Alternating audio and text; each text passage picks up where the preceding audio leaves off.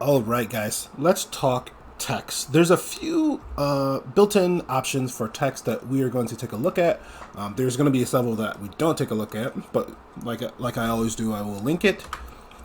One of the first things we're going to look at is text transform. So let's make an H1, and we'll go with our classic saying, hello world.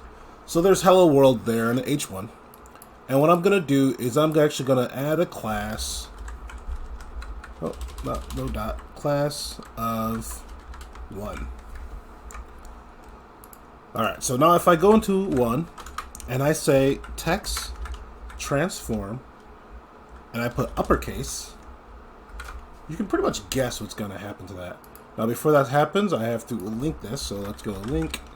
And then styles, I have it directly into the folder, so styles, and you can see right there, hello world is all capitalized now. So pretty straightforward. There's uppercase, there's lowercase, it puts it back down to lowercase, and there is capitalize. So capitalize each word. Now keep in mind this capitalizes every word and not just the first word. So that's text transform, pretty straightforward. The next we're going to talk about is text decoration. So I'm going to leave that capitalized, and what I'm going to add is text decoration, and we're going to put overline. Now overline you won't see too often. Sometimes in articles you'll see that and whatnot, but you don't see that all that often. Now I'm going to add a couple more of these. So let's add an H2 with class of 2. And hello world 2, just so we can make sure we know the difference. And we'll do an H3 and an H4 of the same thing. Alright, so now we have 1, 2, 3, 4, and it says hello world 2, 3, 4. Alright, so if we go in here and we go and do 2, and we're going to do text decoration, and we're going to do line through. So you can see that, pretty straightforward. Very similar to using something like Word. And we'll do 3. And in there, we'll do text decoration. And we will do underline. So you guessed it, underlining. And then we'll do 4, which will be a mix of underline, if I can type. Whoop, I forgot the word text decoration. And it's going to be a mix of underline, overline. And you can see that it's over and under. So these are some kind of decorations that you might use. Note that when you have a link, you probably noticed this, or you may not have. So say you had a link going to HTTP. If I can type google.com, and we typed in Google, you save that. Notice that the links automatically have a text decoration. So to get rid of that, what you could do is you could go into the A tag, and you can say text decoration none, and that will get rid of the line. And then you could change the color to whatever you want. So say you want the color pink, you could do that and save it, and now you have a link, but it's not going to be the standard link. Now this is a visited link, so it's a little bit different. You'd have to go through and change that as well. Now, there is also text decoration color, which is pretty self-explanatory. Color. It's pretty self-explanatory. And there is also text decoration line, which is just like using this, except it's more specific. So text decoration. And instead of just having that, you would have line. And then all the other options are still the same. So you can have overline, and that would remain the same. So you can see I added an overline through that. But there's no underline because this is more specific. So you would just take that out. So now if I take this back out, that line through is back. So you can use that as well.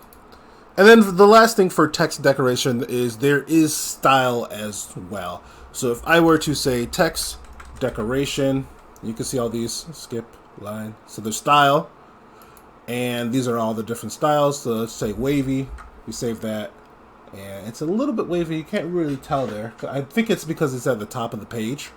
So let's cut this out, and we're going to move it down to this one here. And I think I lost that, so let's type it again. Decoration, style, and then wavy.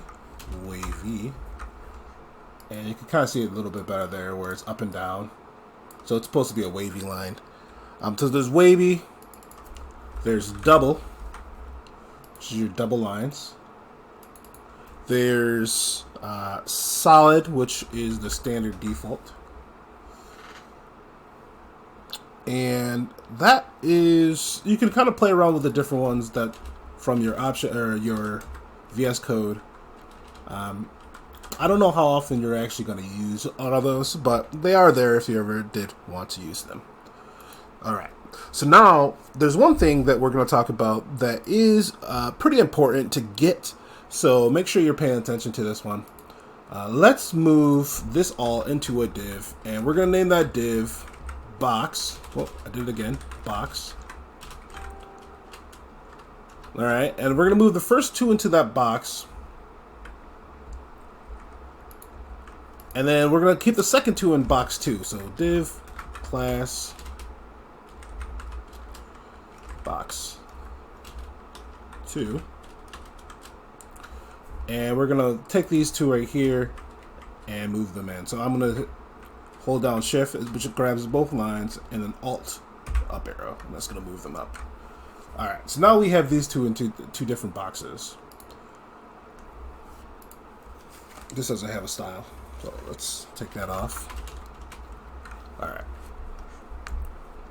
So what we want to do is we're going to use text align to center our text. Now, what a lot of people do is they'll say, I want to center this hello world here, so I'm going to do text align center, right?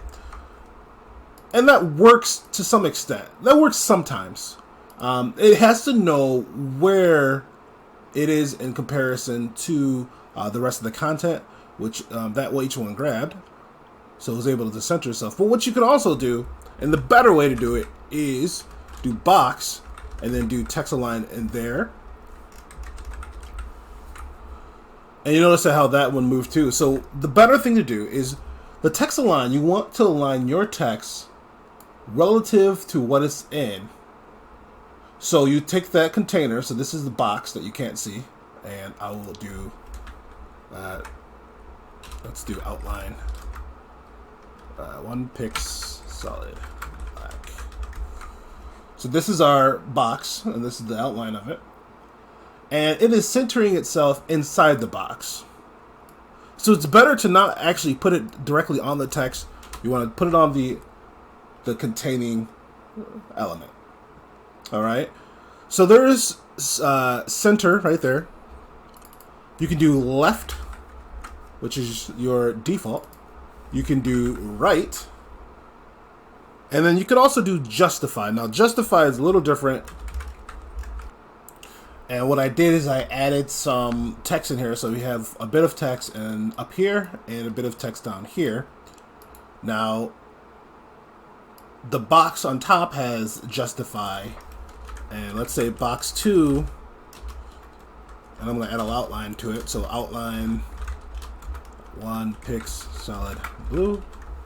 So we can kind of see our difference in boxes. Now, what it does is justify spaces out the content so as many as blocks fit on one line as possible, so that the first word is on the line along the left edge and the last word is along the edge of the right side. Now, you can kind of see it when I stretch this out. If you look at the text, see how the text is stretching out on the top, not the bottom? So what it's doing is it's trying to make sure that it fits as much content as possible by stretching those words out.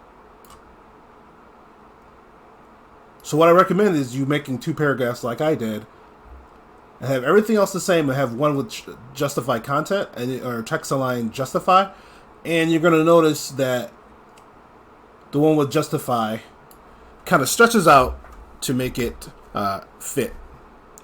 And the last one would be inherit. So inherit just inherits whatever the parent is. So it's going to be whatever the box is, or box is going to be body, and body doesn't have anything, so it's just default. All right. So those are pretty much the text aligns. There is some more advanced stuff that you can do along with it when we'll get into that once we get into the Flexbox stuff. So don't worry about it too much right now. There is also some other text things like text indent, text shadow, which we can take a look at text shadow right now. I don't really want to go too deep into it, but what you can do is you can add a text shadow, and what it has values of your horizontal shadow, vertical shadow, and then your blur radius. So if I were to say I wanted to go 2 pixels, and then have a blur radius, no blur radius, because I just want it's just a shadow, and then you can do the color. So let's say blue. So you notice that it is 2 to the right, 2 pixels to the right, which is horizontal, and then 2 pixels down, which is vertical, and it's the color blue. And you can play around with this and you kind of see. So if I change this to 10, you see that it shifts 10 more pixels over, completely over. So 2 is usually a pretty good sweet spot, and then the vertical works the same.